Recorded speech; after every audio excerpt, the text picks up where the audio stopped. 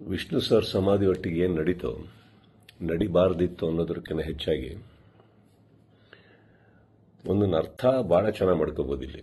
ಏನಂದರೆ ಒಬ್ಬೊಬ್ಬರಿಗೆ ಒಂದೊಂದಿಲ್ಲಿ ನಮ್ಮದೇ ರಾಜ್ಯ, ನಮ್ಮದೇ ಊರು, ನಮ್ಮದೇ ಕಲಾವಿದರು. ಸೊ ಹೀಗಿರಬೇಕಾದ್ರೆ ನಾನೆಲ್ಲ ಅಭಿಮಾನಿಗಳಲ್ಲಿ ಕೇಳ್ಕೊಳ್ಳೋದು ಒಂದೇನೆ, ಇನ್ನು ನಾವು ಓಡಾಡಿದ್ದಾಯ್ತು, ನೀವುಗಳು ಓಡಾಡಿದ್ದಾಯ್ತು, ಎಲ್ಲರಲ್ಲೂ ಮನವಿ ಮಾಡ್ಕೊಂಡಿದ್ದಾಯ್ತು, ದಯವಿಟ್ಟು ಇದನ್ನು ಮಾಡಿಕೊಡಿ, ಸ್ವಲ್ಪ ನೋಡಿ. ಯಾಕಂದ್ರೆ ಒಂದು ಅಳಿಲ್ ಶಕ್ತಿ ಬೇಕಾಗಿತ್ತು ಇದನ್ನು, ಈ ಸಮಾಧಿನ ಉಳಿಸ್ಕೊಳ್ಳೋದಕ್ಕೆ. ಯಾರಿಗೆ ಅಧಿಕಾರದಲ್ಲಿದ್ದು ಯಾರಿಗೆ ಆ ಶಕ್ತಿ ಇತ್ತು ಅವ್ರ ಬಗ್ಗೆ ಹೇಳ್ತಾ ಇದ್ದೀನಿ. ಸೊ ಅದು ಮಾಡಲಿಲ್ಲ ಅಂದಾಗ ಇನ್ನು ಅವ್ರನ್ನೆಲ್ಲ ವಿಷ್ಣು ಸರ್ನ ನಾವು ನೋಡಿ ಬೆಳ್ಕೊಂಡು ಬಂದಮೇಲೆ ಒಂದಂತೂ ನಾವು ಕಲೀಲೇಬೇಕಾಗಿರೋದು, ಇನ್ನು ಭಿಕ್ಷೆ ಮಾಡೋ ಅವಶ್ಯಕತೆ ಇಲ್ಲ, ಕೇಳ್ಕೊಳ್ಳೋ ಅವಶ್ಯಕತೆ ಇಲ್ಲ, ಕೇಳೋ ಅವಶ್ಯಕತೆನೆಲ್ಲ ಮುಗಿದೋಯ್ತಲ್ಲ. ಮಾಡಾಗಿದೆ, ಮಾಡಬೇಕು ಅಂತ ಇದ್ದಿದ್ರೆ ಇಷ್ಟೊತ್ತಿಗೆ ಮಾಡಿರೋರು. ಮಾಡಿಲ್ಲ ಅಂದಮೇಲೆ ಎಲ್ಲರೂ ಒಂದು ಅರ್ಥ ಮಾಡ್ಕೊಳ್ಳಿ, ಯಾರು ಏನು ಹೇಗೆ ಎತ್ತಿಟ್ರು ಇದು ನಾವೇ ಅಂತ ತೋರಿಸ್ಕೊಟ್ಟಾಗಿದೆ. ಇನ್ನಿದರಲ್ಲಿ ನೀವು ಅರ್ಥ ಮಾಡ್ಕೊಳ್ಳೋಕೆ ಎಷ್ಟಿದೆ ಅರ್ಥ ಮಾಡ್ಕೊಂಡ್ಬಿಟ್ಟು ಇನ್ನು ನಾವೇನು ಮಾಡಬೇಕು ಅಂತ ನೋಡ್ಕೋಣ.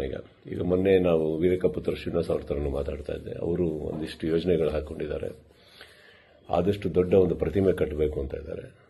ಅದನ್ನು ಮಾಡೋಣ, ಬೆಟರ್ ಅಲ್ಲ? ಅದನ್ನು ಮಾಡೋಕ್ಕೆ ನನ್ನ ಸಂಪೂರ್ಣ ನಾನೇನು ಮಾಡಬೇಕು ಖಂಡಿತ ನನ್ನ ಕಡೆಯಿಂದ ನಾನು ಮಾಡೇ ಮಾಡ್ತೀನಿ.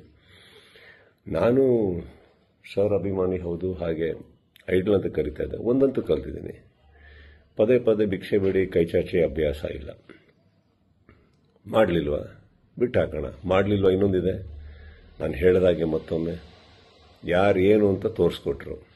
ಆ್ಯಂಡ್ ಇನ್ನೊಂದು ಮೊದಲನೇ ಲೈನು ಹೇಳಿದ ಹಾಗೇನೆ ಇಲ್ಲಿ ಒಬ್ಬೊಬ್ಬರಿಗೆ ಒಂದೊಂದು ಅದೂ ಎತ್ತಿ ಕಾಣುತ್ತೆ. ಸೊ ಹಾಗಿರ್ಬೇಕಾದ್ರೆ ನನ್ನ ಪ್ರಕಾರ ಬಿಟ್ಟು ಹಾಕಿ ಅದನ್ನು.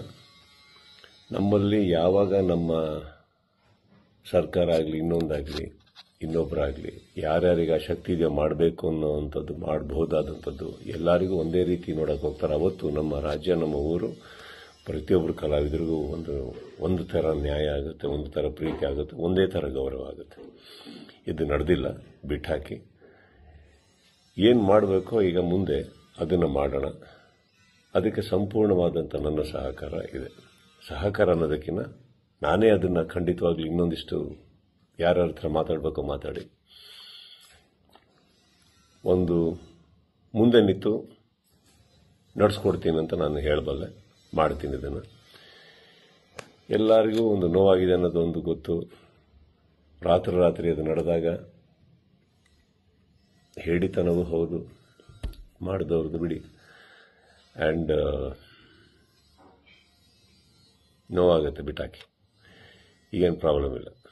10 ನಿಮಿಷ ಕಣ್ಣೀರು ಹಾಕಬೇಕು, 11 ನಿಮಿಷ ನಾವೇನು ಮಾಡಬೇಕು ಅಂತ ಯೋಚನೆ ಮಾಡಿ ಮುಂದೆ ಹೋಗೋದು ನನ್ನ ಅಭ್ಯಾಸ.